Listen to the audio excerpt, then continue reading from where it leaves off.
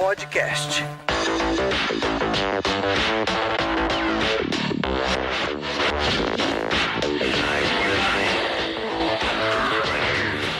Fala pessoal, Reinaldo Siloto passando aqui rapidinho, só para lembrar que lá no nosso site oficial do TOTUS Developers você encontra muita informação sobre as tecnologias utilizadas dentro da TOTUS, além de muitos links interessantes, inclusive para todos os episódios deste podcast, além do link para o nosso Slack oficial.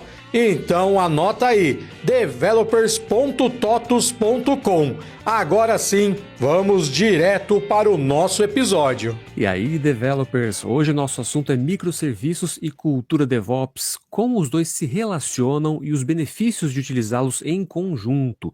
Um bate-papo muito legal, por isso fique com a gente e já deixe aí os seus comentários, dúvidas e sugestões aqui no chat. Eu sou Rafael Chinaglia, jornalista do TOTUS Developers, e comigo hoje está Johnny Eric, engenheiro de software na TOTUS. Fala aí, Johnny, bem-vindo. Muito obrigado, Rafa. É uma satisfação aqui estar mais uma vez nessa parceria que para mim agrega tanto com o TOTUS Developers. Olha, acho que vai ser um momento aí bem proveitoso para cada um de nós. Muito legal. Johnny, fala um pouquinho mais de você, das suas atuações, para quem ainda não te conhece. Joia. Eu faço parte aqui da equipe do TOTUS Transmit, que é uma das squads da TOTUS. A gente lida com microserviços, então faz parte do nosso dia a dia. Eu aqui já estou, graças a Deus, completando quase 10 anos aqui na área, né? Não na área TOTUS, mas na carreira de modo geral. Aqui eu estou com a galera já faz aproximadamente uns 3 anos. Para mim tem sido um grande aprendizado. E aí a ideia hoje é a gente conseguir conversar um pouquinho sobre tudo isso. Muito legal, muito bom. Pessoal, então você que está acompanhando a gente aqui pela sua plataforma de áudio preferida, mande este episódio para algum conhecido, algum amigo, enfim, que também se interessa por esse tema e nos ajude a alcançar mais pessoas. E se você está acompanhando, está assistindo a gente pelo YouTube, eu quero te pedir que você, além de mandar esse link para sua galera, você curta também o nosso vídeo, deixa aqui o seu like, né? Porque assim o YouTube entende que este é um assunto relevante e começa a sugerir esse tema, né, o nosso vídeo, para mais pessoas que também se interessam pelo mesmo assunto. Beleza? Combinados? Então, Johnny, vamos ao que interessa, vamos ao nosso bate-papo aqui, para que todo mundo possa aprender um pouquinho mais, para que todo mundo fique na mesma página aqui, né? Então, o que são os microserviços e como que eles diferem de uma arquitetura monolítica? Joia. Bom, para a gente já pensar nesse contraste, o que acontece, né? A arquitetura padrão mais básica do desenvolvimento do software em si é uma arquitetura mais engessada, mais até simples de ser feita nesse aspecto, que é uma arquitetura do monolito, aquela arquitetura mais tradicional. Normalmente é aquela que, inclusive, pessoas que estão ali ingressando na área, elas normalmente acabam produzindo de forma mais natural. Não quer dizer que, por isso, essa arquitetura ela seja ruim, mas, de fato, a gente está falando aí num primeiro modelo de desenho de software, normalmente vai por essa linha. É bastante usada. Inclusive, algumas empresas que adotaram o microserviço, que a gente vai falar daqui a pouquinho, elas entraram em uma série de análises, de avaliações posteriores e até retornaram para esse modelo. Então, isso também acontece. Mas se a gente falar de uma arquitetura agora mais moderna, que carrega em si muitos benefícios, aí não tem jeito, a gente vai olhar para o microserviço. Existem vantagens também no modelo do monolito, assim como existem vantagens no modelo do microserviço, mas aí é interessante ponderar qual dessas vantagens que a gente não vai abrir mão naquela entrega para o nosso cliente. E aí, dependendo da resposta, você pode ir para qualquer um dos lados, né? Se a gente fosse diferenciar aqui, a gente vai diferenciar também ao longo desse bate-papo, mas se fosse conceituar ali rapidamente e diferenciar, você percebe o seguinte: a arquitetura tradicional do monolito, ela pressupõe um nível de acoplamento muito grande. Ou seja, aquele sistema, ele vai estar contido naquela aplicação tudo aquilo que ele precisa, tudo aquilo que ele entrega para o cliente, melhor dizendo. Então, se a gente está entregando ali um sistema fiscal, que também tem uma parte ali de pedidos de venda, de compras, um cadastro, aquilo em termos de arquitetura vai estar unido numa coisa só. Então, aquele grande pacote que para o cliente em si é transparente, né? Ele não tem essa obrigação de entender ali por baixo dos panos, mas de fato aquela aplicação ela é um grande pacote e por isso mesmo, já torna um pouco mais difícil de realizar algumas operações que a gente vai ver mais para frente quando falar de DevOps, que são operações interessantes, até para uma aplicação que escale de forma saudável, que seja interessante em alguns aspectos também que a gente vai abordar. Então, o monolito ele tem essa característica, um acoplamento grande, uma robustez grande também, mas uma dificuldade de promover mudanças. E também um risco de, ao promover uma pequena mudança, quem sabe ali numa alteração do módulo de cadastro, no módulo de pedido, o risco daquilo refletir negativamente em outros módulos, ele é muito maior, porque de fato o pacote em si ele é afetado, toda a estrutura robusta ela é afetada.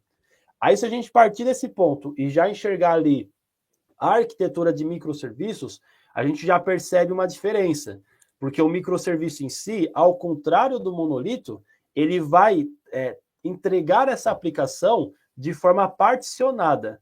Então a gente chama de encapsulamento e de fato é isso mesmo, é como se fossem pequenas cápsulas que nelas estão partes do seu software, partes do seu sistema que você está entregando, e essas cápsulas em si, elas devem funcionar de forma independente, ou seja, no exemplo que eu dei anteriormente daquela alteração feita num cadastro que talvez afetasse ali o pedido de venda, afetasse o faturamento, isso não deveria acontecer no microserviço, porque se uma alteração for feita e liberada para o cliente e ela for prejudicial, for um erro, conter um bug ali, e ela for especificamente no cadastro, não deveria ser interrompida a operação, por exemplo, do faturamento, do pedido de venda. Claro, a não ser que os dois tenham uma ligação ali que não seja nem técnica, seja de reflexo mesmo, de impacto, né? Talvez o cadastro que foi alterado era justamente a parte do processo do faturamento ao cadastrar um novo item de nota, alguma coisa nesse sentido.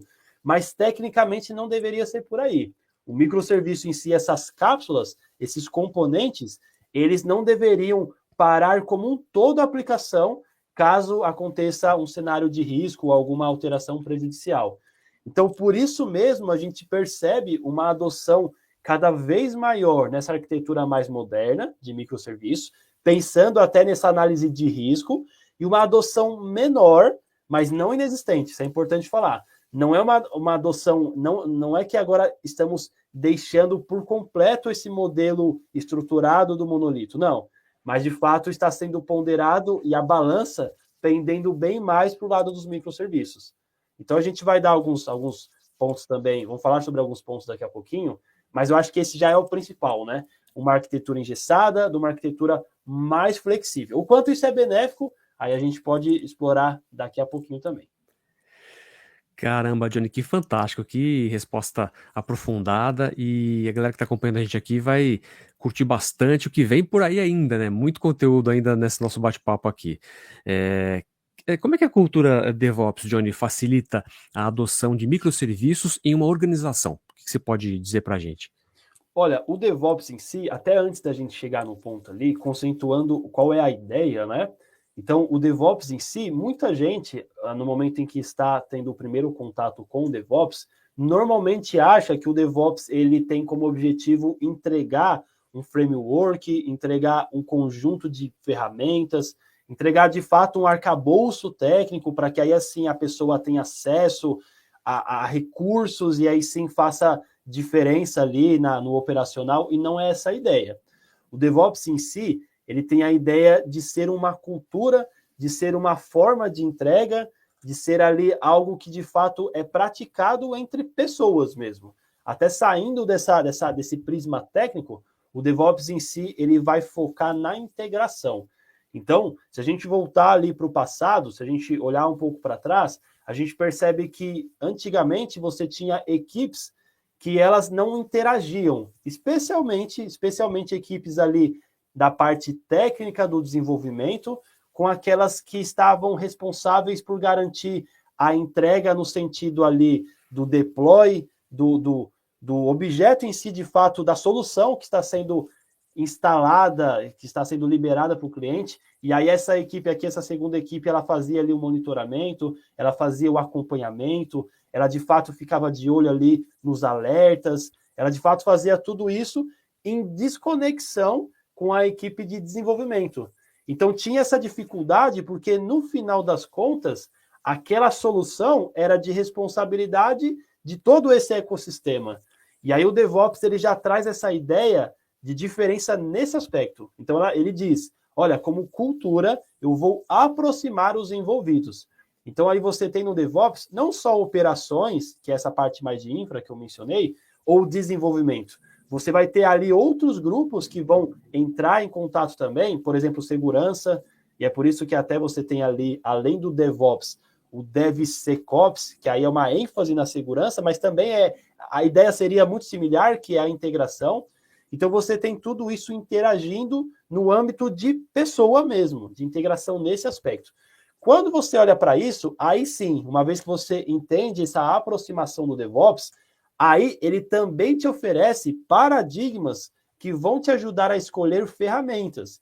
Então, não, no primeiro momento ele não fala de ferramenta, mas ele aponta para práticas que aí sim você pode olhar para o mercado extenso de ferramentas, de práticas, e aí sim coletar algumas dessas, de fato compor o seu arcabouço com essas ferramentas a partir daquilo que a cultura já apontou.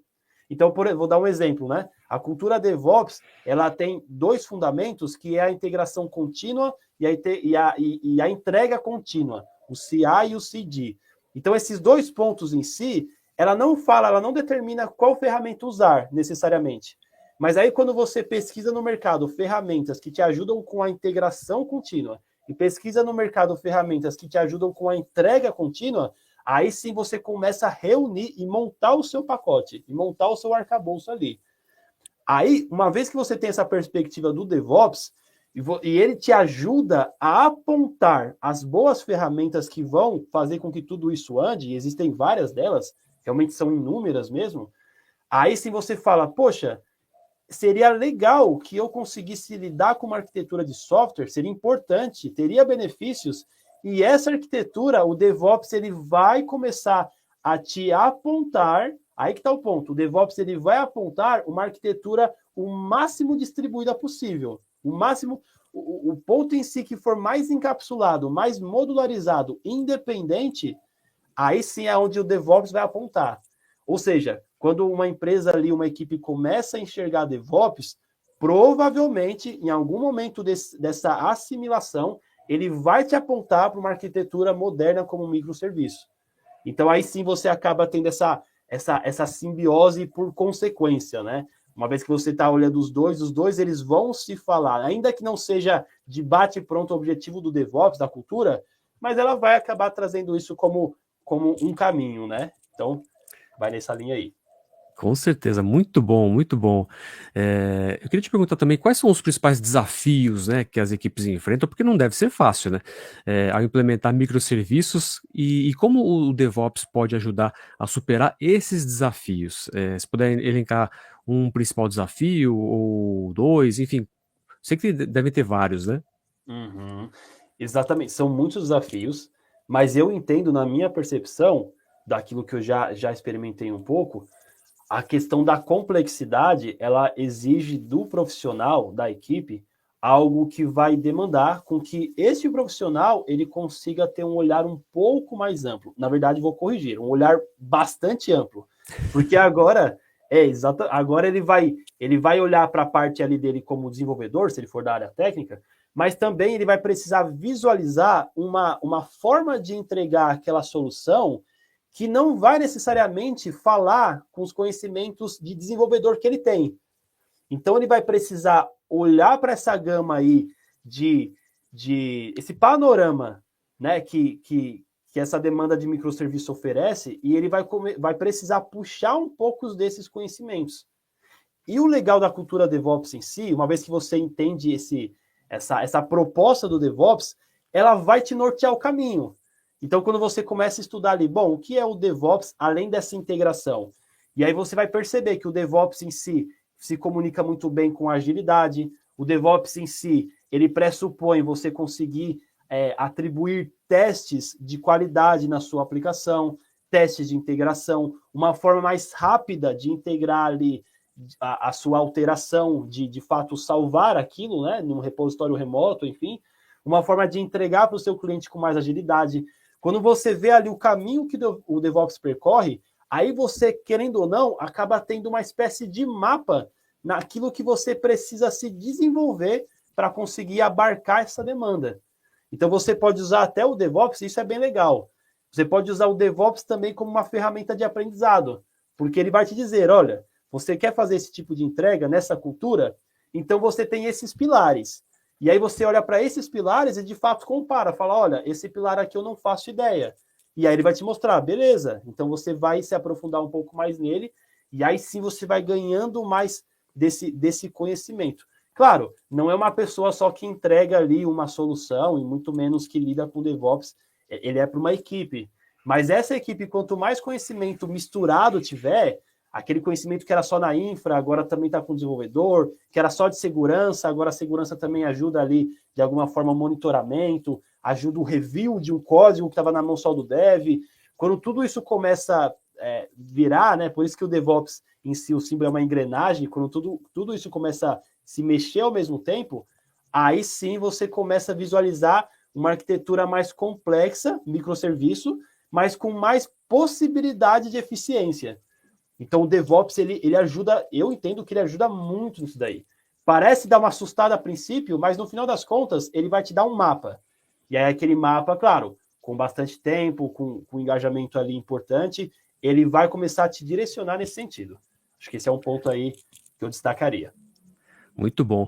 E excelente o seu exemplo da engrenagem, fantástico. E eu ia te perguntar sobre o CI/CD, você comentou já bem rapidamente. Eu vou então passar para uma outra questão que eu tenho, que é sobre colaboração entre desenvolvedores e operadores. Quer dizer, de que forma essa colaboração, né, que é promovida pelo DevOps, melhora a manutenção e a escalabilidade de microserviços. Legal. Essa é uma questão importante porque antes das ferramentas, antes em si da abordagem mais técnica, aí sim esse motor do DevOps, esse núcleo que é a integração, ele precisa já estar ali, de fato, sendo um alvo, sendo ali observado, apontado para ele, de fato, esse é um pilar muito importante, do qual sem ele a engrenagem ela não funciona. Então, essa integração em si, ela vai permitir que aí sim essa área de ops, de operação ali, ela de fato entenda mais o lado do desenvolvedor e o desenvolvedor ele consiga ganhar conhecimento para também apoiar essa parte de operações em uma entrega que foi feita, em uma entrega que está em construção. Então, de fato, você percebe que há uma aproximação que ela flui muito bem, né? Então, aquelas barreiras em si, que era um pouco daquele conhecimento assim de, não, isso daqui não é de minha responsabilidade, isso daqui já saiu da minha mão. O DevOps em si, ele tira isso e ele traz ali, ao mesmo tempo, a chance das pessoas elas conseguirem entender um pouco mais daquela parte que primariamente não era necessariamente dela. Então, esse sentido ele cai por terra, né? Acaba que você consegue interagir com mais partes que você antes não faria, por uma série de motivos. Só que isso é vital, na verdade, isso é importante. Começar uma cultura DevOps perdendo de vista essa junção de pessoas, já não consegue avançar, já não dá para pensar em arquitetura moderna, em fluxo. Então, isso precisa acontecer. Essa integração entre desenvolvedores, operações, segurança, QA, stakeholders ali, clientes, ela é o motor. Fazendo isso daqui certo, o reflexo ele vai ser positivo, ainda que ele seja um pouco complexo no ferramental. Começando aqui ele já vai dar algum bom fruto, com certeza. Muito legal, né? E falando na cultura DevOps, né? Tem uma peculiaridade dessa cultura, que é a cultura de infraestrutura como código, né? Como que essa infraestrutura como código se aplica no gerenciamento de microserviços? Esse é um ponto bem legal e eu diria que ele é até um ponto que favorece muito essa aproximação entre as partes mais técnicas pelo seguinte: essa infraestrutura como código é uma forma da parte ali de operações dela conseguir configurar a forma de entregar aquele software por meio de codificação. Então, vamos pensar assim, ó, antigamente ela poderia de fato entrar ali numa plataforma e naquela plataforma ela de fato alterar suas configurações, ela deixar ali o ponto, colocar ali o servidor que aquela aplicação vai chegar, se é em nuvem, se é local ou não, se é no cliente. Ela teria que fazer essa configuração de uma forma bem específica. Agora, qual que é a diferença com essa infraestrutura como código? Ela pode preparar um código, algo bastante técnico mesmo, e esse código, ele de fato vai executar essas operações que antes essa operação teria que fazer de forma mais manual, E qual que é o ponto aqui que eu destacaria que é um vínculo interessante? Uma vez que operações, que essa parte de infra, que é responsável ali pelo monitoramento, pelo deploy, está mexendo em código, isso aproxima muito o desenvolvedor, que essa é a linguagem natural do desenvolvedor. Então, o desenvolvedor em si, que ele encarava ali a questão das operações, a questão da infra, como algo ali não necessariamente técnico, como ele está acostumado a fazer, algo que não envolvia codificação, lógica de programação, agora ele percebe nas operações que já está falando essa linguagem. Então, isso por si só já cria um vínculo, ou seja, é muito possível um desenvolvedor conseguir entender um pouco mais ali da cabeça da operação, porque ele vai ler na própria linguagem familiar a ele, que é o código. E por outro lado também, operações vai conseguir ali avançar até mesmo em termos de lógica de programação, em termos ali de estrutura de código, porque agora ela lança a mão dessa ferramenta, que é a infraestrutura como código. Então isso aproxima muito, e também em termos ali de ferramenta, de como usar, isso torna mais fácil, ao passo que é complexo entender aquela linguagem, isso tem um caminho a ser percorrido aqui, mas uma vez que ele é entendido, que ele é assimilado, operações que anteriormente elas eram robotizadas, mas elas eram manuais, agora de fato elas podem ser automatizadas. Então aquele código que a infra preparou, ele pode ser replicado.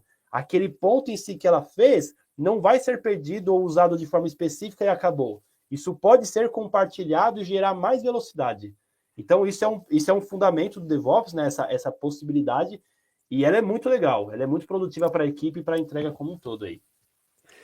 Muito legal. E quais práticas você acha, Johnny, práticas ágeis, né, de DevOps complementam a arquitetura de microserviços para melhorar o tempo de entrega de um software? Tem receita de bolo? A questão da receita é interessante, né? O DevOps, ainda que ele tenha ali uma proposta, ainda assim você vê que quando na prática você vai encaixar na sua equipe, mirando ali uma entrega para um cliente, você percebe que aquilo pode não ser exatamente seguido daquela forma, né? Mas o interessante é que você consegue extrair conceitos, ideias, e aí sim, a depender ali do seu cliente, depender do conhecimento da equipe, e essas variáveis humanas, aí sim você consegue aproveitar e muito.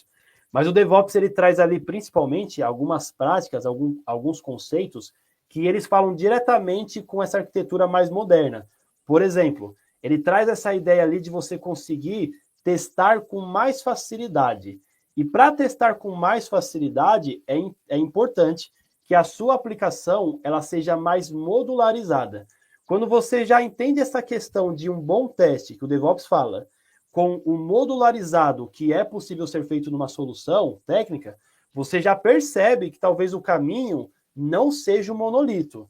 E aí você fala, bom, eu preciso pensar em algo mais distribuído. E aí um candidato é a arquitetura de microserviço.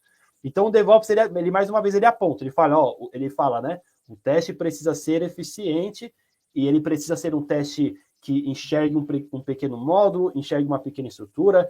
Então, nessa fala do DevOps, já há, de certo modo, uma influência para onde você tem que, pelo menos para onde você tem que evitar, no caso do monolito ali. E aí o DevOps também, além dessa questão do teste, ele traz também a ideia da entrega contínua, ou seja, a capacidade de você alterar um fonte e esse fonte já refletir no repositório remoto de forma segura e de forma ali pública, no sentido pública para aquela equipe, né, para aquela organização, mas compartilhada, melhor dizendo. Então você já pensa assim, bom, para que isso aconteça também, a minha arquitetura de microserviços, se eu for por esse caminho, ela, mais uma vez, precisa ser desconectada de uma dependência que a force ser uma única coisa só. Então você percebe assim, bom, se eu quero manter um ambiente colaborativo e vários desenvolvedores trabalhando, para que eles consigam fazer ali sem um processo que seja ruim, de um alterar, um desenvolvedor alterar algo que o outro também está alterando, isso se perder, isso acabar tendo um conflito ali de código. Então você pensa assim, bom, como é que eu posso usar uma ferramenta que vai organizar bem isso? E aí você vai pensar em um Git, em outras ferramentas semelhantes a essa, e aí você vai perceber que isso já pressupõe a ideia de separação, de desacoplamento de código. E aí sim, mais uma vez, um candidato que também passaria ali nesse crivo, nessa ideia, aí é uma arquitetura distribuída de microserviço. E assim também tiraria outros exemplos, a própria entrega contínua, a própria segurança em si, que precisa ter no front também. Você percebe que, em essência, se a gente pudesse assim extrair de fato o que o microserviço ele tem como grande destaque, comparando com o monolito, e por que o DevOps ele vai acabar sempre tendo como argumento esse ponto, você percebe que vai ser exatamente a forma modularizada. Esse é o ponto, essa é a essência. E aí o microserviço e o DevOps eles vão falar muito bem nesse aspecto aí. Muito bom. É uma junção de práticas, né? Uma só não faz verão, né? Exatamente. Tem que ser várias práticas que vão juntas dar resultados, né? E como é que é a observabilidade e o monitoramento contínuo comuns no DevOps, né? Com certeza, são essenciais para gerenciar microserviços distribuídos. Isso é bem legal, porque o DevOps ele realmente estabelece isso. Ele estabelece aí que a questão de operações possui como demanda essa responsabilidade de ter que enxergar como é que está o produto, como é que está a solução, se de fato está sofrendo algum erro, se está ficando indisponível, se está conseguindo balancear aquela carga, aquele volume de dados em si. Então, são questões que em um ambiente moderno, em grandes empresas com produtos complexos, que de fato fazem transação de milhões de dados, muitas requisições, há necessidade dessa observabilidade, que nada mais é do que uma forma dessa equipe, e aí não só operações, principalmente operações, mas a equipe como um todo, conseguir enxergar antes do cliente, o que pode estar acontecendo de problema. E isso é importante porque um debug, uma análise ali pontual, ela se torna complexa no microserviço. Talvez esse até seria um ponto que, se comparássemos de novo com a questão do monolito, isso seria um ponto negativo do microserviço e um ponto positivo do monolito. Tem essa questão aí também. Mas o DevOps em si, que ele vai falar, olha, a sua aplicação ela tem que ser de fácil monitoramento. Você vai perceber que, uma vez que o DevOps aponta isso, o microserviço em si, ele vai exigir isso também. Porque uma vez que agora você tem uma estrutura que ela é desacoplada, uma estrutura por partes, fatiada, é fundamental que você consiga perceber se aquele erro no módulo de faturamento, se de fato ele é um reflexo apenas de uma falha no faturamento em si, ou talvez ele sofreu algo que veio desencadeado, quem sabe ali, de uma alteração no produto lá do módulo de produtos. Então, todo esse rastreamento, toda essa cadeia, ela precisa ser fácil, ela precisa ser, talvez não fácil, porque normalmente é difícil, mas ela precisa ser possível. Então, o DevOps ele diz, olha, precisa ali de ter essa observabilidade. E aí no microserviço isso se apresenta como um desafio, mas que precisa ser feito também. Se não tiver desafio, não tem graça, né? Tem que ter desafio. É verdade. Quais são os principais benefícios, Johnny, para a escalabilidade e resiliência de sistemas ao combinar, então, microserviços com práticas DevOps que a gente tem falado aqui? Então, a gente até estabelecendo mais uma vez um comparativo ali dessas formas de abordar a arquitetura, você vê ali que é muito mais difícil, não é impossível, mas o custo é maior, o tempo é maior, e a chance de não conseguir de forma eficiente também é maior quando você olha para o monolito. Já o microserviço em si, por conta desse desacoplamento, a forma de escalar, ela é muito mais prática, mais pragmática mesmo. Ela já é estabelecido que se o microserviço ele existe por ser um pequeno módulo, e se ele é um pequeno módulo, você conseguiria fazer esse escalonamento horizontal, uma espécie de multiplicação dos recursos ali. Então, essa multiplicação de recursos faz com que seja possível você conseguir gerir uma transação ali, uma demanda que veio ali do seu cliente, que exija um grande volume de dados, um processamento de muitas requisições. Então, essa escalabilidade, ela é mais possível nesse modelo.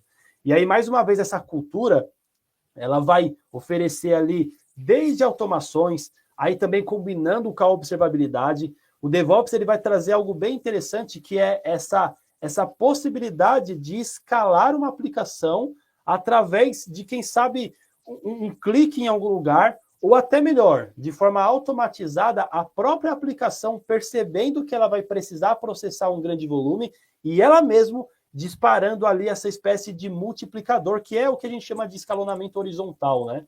Nada mais é do que aquele pequeno módulo, de faturamento, ou um pedaço do módulo de faturamento, acho que esse seria o mais correto ali ao falar de microserviço, né? Que não é o módulo em si, o componente macro, mas é de fato a pequena parte mesmo.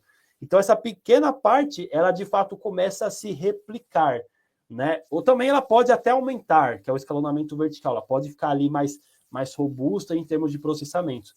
Então, essa forma de escalar, que o DevOps ele diz que é importante, no microserviço ela é muito possível. Ela é muito possível e, na verdade, ela é até um dos fundamentos do microserviço.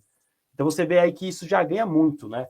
Então, imagine, o seu cliente, a aplicação, sem uma ação da sua operação, sem uma ação humana, a aplicação ela percebe que agora entrou a necessidade de processar milhares de arquivos. E a própria aplicação ela já sabe que ela precisa crescer, né, de forma automática. Então, evitaria ali, quem sabe, uma ligação de noite para aquela equipe, acordando a pessoa ali para olhar o sistema. A própria aplicação ela já consegue reagir a isso. Esse é um baita de um benefício, né, que tem aí. Sim, com certeza. Eu imagino que a demanda nessas áreas, nesses setores, não é pequena, não é baixa, é seríssima, né, e muito importante. E imagino também que no seu time também, Johnny, não é pouca coisa, né? É, pode falar. Não, eu ia dizer exatamente isso. Hoje aqui no Transmit, a gente lida com esse cenário e por ser arquitetura de microserviços, já existe uma configuração prévia que diz assim, olha, precisando escalar, escale. Claro que a gente determina também um limite, né? Existe ali, você pode escalar, por exemplo, horizontalmente de 1 até 10 replicações de cópias daquele módulo. Beleza, a aplicação ela sabe que se precisar ela vai fazer aquilo. Ela não vai exagerar naquilo, né? Mas, inclusive, se ela perceber que ela precisa exagerar naquele limite, é um sinal grave de problema, porque ela está indo muito mais além do que até a equipe pensou. Mas, de modo geral, ela consegue ser uma espécie de elástico, né? Ela estica mais, ela atendeu, depois ela volta. Então, isso faz parte do nosso dia a dia e é algo bem legal aí que é possível ser feito. Não, é fantástico mesmo. E justamente falando sobre isso, sobre essa demanda que vocês têm aí no time de vocês, quais métricas e indicadores que vocês têm na sua equipe aí, que vocês utilizam, né, para medir o sucesso, digamos assim, né, da integração entre microserviços e a cultura DevOps? Tem alguma coisa assim nesse sentido? Tem, e é possível ser feito. A gente usa aqui dessa forma, né? A gente tem alguns painéis de observabilidade, que são painéis que eles estão atentos às requisições que a nossa aplicação possui. Então, à medida que as requisições, que na prática é o quê? É o usuário acessando a tela e, de fato, ali fazendo as ações dele, né? Então, cada ação que ele faz, na prática, dispara uma requisição. Então, ele foi fazer um cadastro, ele foi detalhar um documento, ele foi imprimir um documento, no caso, o Transmit, ele faz essa gestão de documentos fiscais, então faz parte ali o imprimir, o exportar um XML, operações comuns ali. Então, cada ação que ele faz, na prática, dispara uma requisição para o nosso back-end, e essa requisição, além dela chegar no microserviço que é responsável por ela, Então você tem ali, né? Você tem um microserviço que é responsável pela tela, um outro que vai trafegar essa requisição, um outro que vai processar de forma síncrona aquela demanda que foi pedida. Então o cliente ele pediu ali para exportar milhares de XMLs. Então ele pode fazer isso. Ao fazer, o que vai ter ali como ação? Um microserviço que atende a tela, um outro que é a API que recebe esse pedido dele e um outro que de forma síncrona vai trabalhar com aquela demanda, com aquele volume, de forma ali particionada, de forma ali fatiada mesmo para atender aquela operação. Então, quando você tem essa relação, aí você percebe o seguinte, que a observabilidade, e aí essa é a métrica que a gente usa, ela vai demonstrar o volume da ação em cima daquela requisição. Então, por exemplo, eu vou saber se o meu cliente ele pediu eu vou saber quantos documentos ele pediu para exportar, eu vou saber ali que tempo que levou para que aquela operação tivesse um sucesso, se aquela operação, porventura, teve uma falha, então ali no cabeçalho da requisição você vai ter o código de erro ou o código de sucesso. Então, tudo isso vai ilustrando um painel, vai enchendo um painel que a gente tem aqui, e aí sim aí você pode colocar algumas cores ali, você bota um vermelho quando aquilo está saindo de mão, ou se não o verdinho ele mostra que está saudável, o amarelo mostra que talvez o volume está conseguindo ser processado, mas pode ser que num estresse um pouquinho maior aquilo já comece a pender para o vermelho. Então tudo isso você consegue trabalhar de forma bem visual. Mas hoje duas métricas que a gente usa e são comuns até, é essa métrica de volume. Então, qual é o volume que você está recebendo? Como é que está esse ponto aí? E uma outra métrica também de status de sucesso e status de falha. Então, se você for coletar ali quanto de sucesso você teve naquele uso naquela operação de final do mês, né? Que às vezes tem uma questão ali de contabilidade. E quantas falhas você recebeu? Então, tudo isso vai dar uma clareza, uma visualização que vai ser importante para a equipe, principalmente pensando que a gente tem que ser proativo em termos de identificar antes do cliente. Essa é a ideia. Esse é um alvo que o DevOps pressupõe também, você ter clareza para antecipar um problema e não deixar que um cliente ele realmente descubra por você, né? Então, isso faz parte. Exatamente. A ideia é que você veja o problema e não o cliente, né? O cliente nem precisa saber que existiu esse problema, né? Exatamente. Agora, queria te perguntar, Johnny, se o microserviço fosse uma pessoa, como é que ele seria em termos de personalidade? É uma pergunta interessante. Olha, se ele fosse uma pessoa, ele teria que ser adaptável em termos de flexibilidade. Inclusive, a gente até percebe isso em estudo dessas habilidades importantes que o profissional, não tanto do futuro, mas do agora tem que ser adaptável, né? Tem um pouco disso também no microserviço, ele é flexível, ele é adaptável, aquela adaptável no sentido ali, claro, da demanda que ele precisa dar conta, que ele precisa lidar. Então, ele vai precisar ter essa facilidade de se adaptar a uma situação. E claro que no microserviço isso tudo tem que ser previamente configurado. Ele não vai ter capacidade plena de reagir sozinho, até porque a gente precisa limitá-lo de alguma forma, precisa estar controlado. Mas ele seria uma pessoa flexível, uma pessoa que de alguma forma conseguisse ter velocidade, porque aí sim também conectando com o DevOps, e agilidade até de certo modo, existe essa necessidade de atender um cliente de forma ágil, de forma rápida. Então o DevOps e o microserviço, eles dizem, olha, é legal que você faça todas essas operações, mas quanto tempo você precisa? Quanto mais rápido, melhor. Então, não sei, acho que eu colocaria no pacote ali alguém ágil com flexível ao mesmo tempo, né? Muito bom, muito legal. E eu queria pedir para que você sugira para a gente, para quem está acompanhando a gente aqui, seja pela plataforma de áudio preferida ou pelo YouTube, livro ou algum filme ou algum conteúdo que você possa passar para as pessoas, para que elas aprendam, né, mais sobre esse tema, né? Você tem alguma coisa que pode sugerir para a gente? Olha, tem um livro que ele é bastante conhecido e eu gosto da abordagem dele, chama Projeto Fênix. Até um tempo atrás só tinha na versão em inglês, mas eu até fui dar uma olhada nele recentemente, eu vi que tá traduzido também, achei bem legal. O legal dele é que assim, ele traz esse panorama técnico do DevOps, das práticas e tudo mais, mas ele usa uma forma de um enredo, contando uma história. É bem interessante a forma que foi pensada, assim, é até difícil trazer algo técnico de uma forma tão simples para nós, né? A gente gosta de história como ser humano, e fizeram por essa linha aí. Então, eu acredito que esse é uma dica aí de um material que talvez para alguém que está no zero vai conseguir, enxergando como uma grande história, visualizar um pouco mais, né? Porque tem bastante conceito, então essa visualização ela é legal.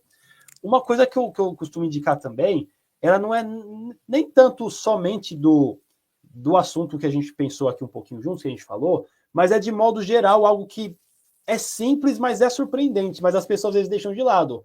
Gente, tem muito material gratuito. Às vezes você vai no YouTube, você coloca lá DevOps, microserviço, muita coisa mesmo. E coisas até que a gente pensa assim, mas tá de graça, não vai ser tão de boa qualidade assim. A gente às vezes pode acessar ali uma página de cursos e ver que aquilo é um conteúdo caro, e ao mesmo tempo achar um conteúdo free e falar, não, isso não deve ser bom, mas não pensa assim, não. Deixa essa ideia de lado e, de fato, veja, porque muito conteúdo ali é muito interessante. Então, assim, dicas que eu daria esse livro é legal, esse livro é uma boa aquisição, mas, assim, se permita até essa exposição dessas ideias, desses conceitos, em ferramentas até que você fala assim, pô, é gratuito, vou acessar o YouTube aqui, vai ter algo bom ali? Vai, sabe? Então, isso daí acho que vale muito a pena se permitir aí aprender desse modo também. Sem medo, né? Sem medo. Boa, muito bom. Johnny, a pergunta que não quer calar, como é que se pronuncia o seu sobrenome? Muita gente tem dúvidas, fala errado. Como é que é? É Dockhorn, é isso? Olha, exatamente isso. Muito Exatamente bom, isso. perfeito. E sabe Muito bom. que, por incrível que pareça, ele é até um sobrenome comum. Ele é comum. Tem até abrindo um parênteses aqui rapidinho, tem uma A origem. comunidade no Facebook que quem teve a ideia é sensacional. Juntou todo mundo que tem esse sobrenome lá. E assim, é uma galera. Eu recebi uma vez um convite para participar lá. Falei, mas a pessoa está me convidando, ela nem me conhece. Ela viu meu sobrenome e falou assim: tem uma comunidade aqui. E é uma galera. Aí o pessoal começa a se falar de onde que é. Normalmente é um sobrenome de origem alemã. E alguns falam lá, eu vim de tal região, meu avô é daqui. Gente, é bem curioso, né? É muito legal, muito bom, excelente. Então, pessoal, ouvimos e aprendemos com Johnny Eric Dockhorn. Muito bom, Johnny, parabéns, muito legal. Obrigado, viu? Muito bom mesmo. Obrigado pela generosidade de compartilhar conhecimento com a gente aqui. Valeu. Gente, eu agradeço muito aí. Eu reforço que se você escutou até aqui e ainda não compartilhou, não curtiu, gente, passou do momento. Então, ajuda a gente aí, acompanha aí o conteúdo que é feito com tanto carinho aí para essa galera que eu amo aí, que produz de tanta qualidade do TOTOS Developers, e continua aí acompanhando, que certeza que vai ser sempre bom. Muito legal. E você que acompanhou a gente aqui, ou pelo YouTube, ou pela plataforma de áudio preferida, você também compartilha então esse link do áudio ou do vídeo, enfim, para pessoas que você conhece, que você acha que vão se interessar por esse tema. Aproveita, ajuda a gente a alcançar mais pessoas, para que elas também aprendam bastante, como você e como eu aprendemos bastante hoje aqui com o Johnny. Valeu, pessoal. Valeu a todos que acompanharam a gente aqui. Até uma próxima. Obrigado, Johnny. Tchau, tchau, pessoal. Até mais. Obrigado, gente. Até mais.